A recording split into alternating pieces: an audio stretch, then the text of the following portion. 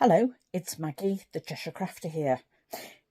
As you'll know, I've been collecting garments from charity shops over the summer to build up a linen fabric stash. In this video then, I'm going to be looking at linen, its qualities and how it differs from quilting cotton and how we might build that into design and creating a patchwork quilt on a domestic sewing machine. First of all, let's take a look at what I bought this week. If the items have got a lining and it's acetate, I don't keep that. I only keep 100% cotton linings.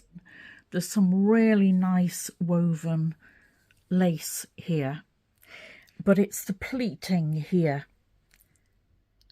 And then it's repeated down the dress and down towards a bottom braided hem. You can see that I can get 6.5-inch blocks and maintain those pin tucks in the fabric. It's going to be easier on the back. Unfortunately, you'll also see that there's a very wide dart here at the bust, and unfortunately they've cut the fabric, so the fabric will open out here into a V shape, which means that is wasted. I can't use that. I can use a block here and a block here, but not the whole block. It's easier on the back. Either side of the zip, I'll be able to easily get two 6.5-inch blocks. But I'll have to make sure that those pin tucks are level. You can see straight away here that there's a curve in them, which means that as I'm cutting it, I'll have to use starch or interfacing to stabilise it. I've got loads of fabric down the back and I turn over a very long zip, but what has cheapened this garment is a very cheap and nasty hook and eye. So if you're making garments up and you need to secure your zip, put a better hook and eye on it than that. This is a shift dress from Marks & Spencer's and it's straight up and down, but there is some shaping in it and that comes in the bust. Now that creates a problem. The same problem again is that the bust has been cut. I'll measure the length of that dart because it means that all that piece of fabric is affected.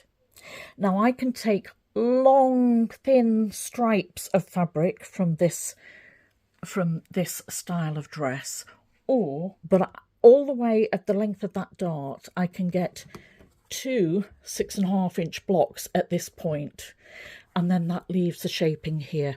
Now you can see how important it is to match up the stripes. That looks dreadful. To make sure you've got it straight, either vertical or horizontally. Now on the back, fortunately there are no darts, so that overcomes the problems on the back. I paid £7.99 for that. Now this linen dress features a few, I'm going to preserve the buttons on here, they're wooden and I'll be able to use those. There's, I think, 5 of those.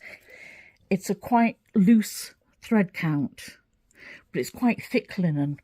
And I was therefore quite surprised when I found that they folded the darts. There's darts at the bust, there's darts to shape the front, there's darts around the back.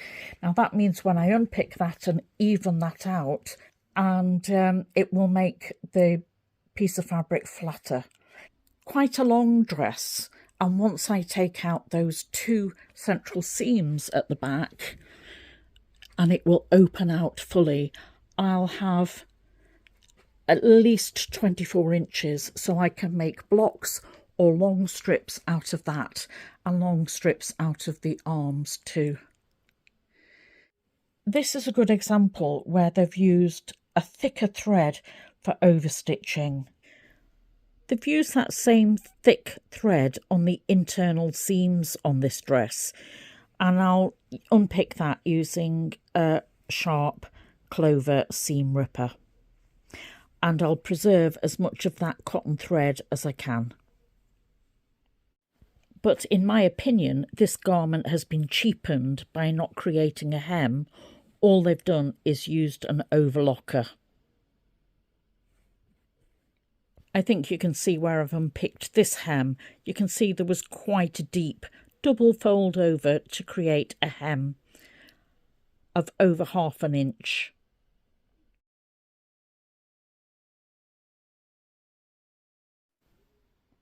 From this dress that I bought last week in Southport, I've been able to retain the 2 fabrics in 2 colourways and the braid.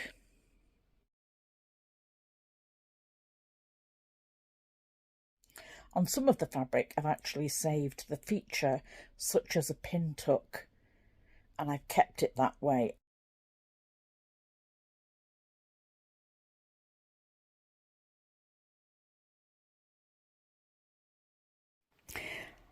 I could use those same principles to preserve the pin tucks on this skirt, but in order to get the angle correct on each block, I would need to mark where the pin tucks begin and where they end.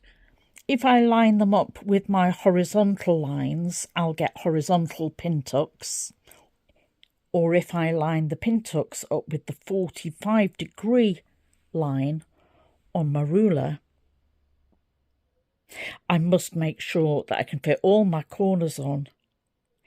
But as you can see, that's now not following either the warp or the weft, so I'd want to stabilise that with some interfacing, I think. I'm hoping to make some quilts from my linen stash, which means that it'll be patchwork. I've got all sorts of colours, thread counts, designs, and they're going to mix and match very much so in a patchwork quilt. But as I've been taking apart some of the garments, I've learned certain factors about linen, and I'm going to share those things with you today. I'm talking about completing quilts on sewing machines. I think I showed you in a video last week how much a white linen might vary, and that might be due to the dye, the batch, the weave count, and how much works or how old the linen is and how well worn the linen is. All that'll make a difference. If you're buying in bulk, make sure that you've got enough linen to complete your garment or complete your quilt as you're buying it, because you might not be able to repeat either the colour or the weave count or the quality again. And do consider, if you're buying that way, consider the cost of postage or cost of returning that item. When purchasing linen from a bolt, it will have a warp and a weft and a selvage, and the selvage goes from each edge. Now the warp goes down the whole length of the bolt, and the weft will be the woven threads from left to right and then right to left again. So when it's cut from the bolt, it's cut on the weft.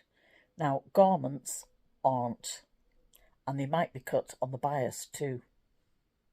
Yes, and I particularly find that with ladies' skirts or ladies' dresses, because they hang better. That means that there's a stretch involved in that.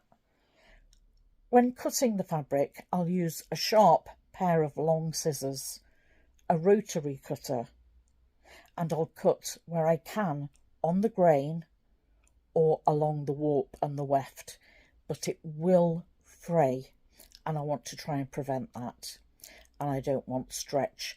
Now, as I take garments apart, I'll notice that certain areas the manufacturers have used interfacing to stabilise those seams or to stabilise that whole area.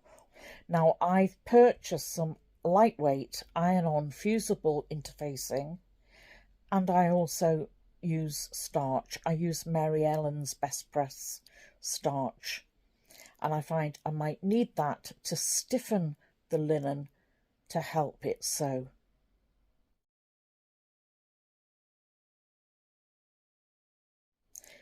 Now, linen will fray. When taking the seams apart, you'll notice that sometimes the manufacturer has stitched that seam more than once.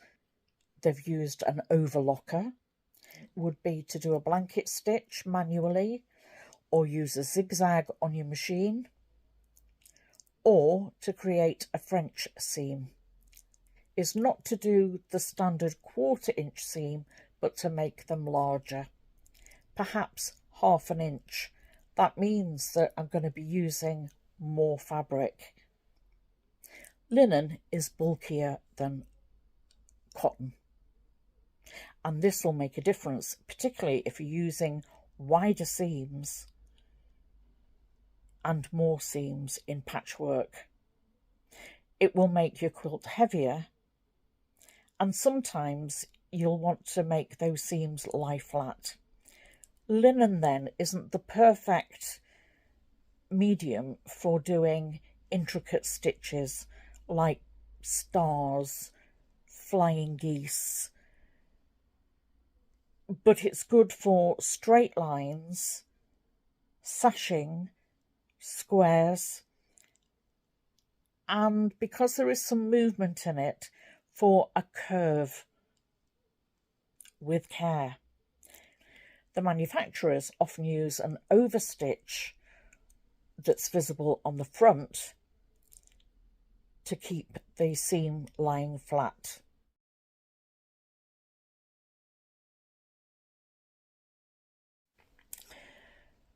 Because linen is a natural fibre, I recommend that you use a natural fibre thread. So I'm going to recommend that you use cotton and aim for a 40 or a 50 weight, and use a stitch length of about 2.5 to 3. For tension, I would go for a mid-level tension, and you need a sharp needle. I recommend an 80-12 or a 90-14 needle, but always do a test piece first.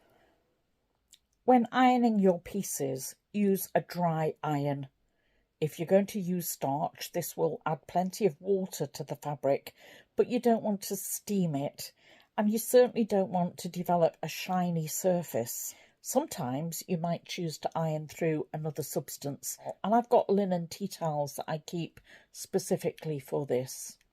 Linen is heavier than cotton, and the bulkier the seams that you have and the more seams that you have, the bulkier it's going to be. So you might want to consider using a thinner or lighter weight wadding, but cotton, being a natural fibre, would be ideal on the back. The garments always feature a manufacturer's label, which gives washing instructions and advice. I recommend wash at 30 or 40 degrees, do not tumble dry, and recommend that it's air dried flat. And you can use a fabric softener if you wish, and put those instructions along with some colour catchers in if you're gifting this quilt. Who would this be ideal for? Well, a child, to keep it cool, but consider the weight. It might be best as a changing mat or just a play mat for the child to lie on top of rather than getting hot, because we always have to consider the risk of cot death. We don't want something that's going to restrict a child's breathing. But it'd be ideal for a summer picnic. Ideal for the summer months because it's cool, and that makes it ideal, particularly if you're putting cotton or even linen backing on it. What about gifting it to somebody who's suffering and going through the menopause? I think they'd really appreciate that. Consider gifting a linen pillow too. Use some of those additional features that you've recycled from the garments too. If this has been helpful, please like. Don't forget to subscribe so that you don't miss anything. This is Maggie, the Cheshire Crafter, saying bye for now. See you soon. Ta-da!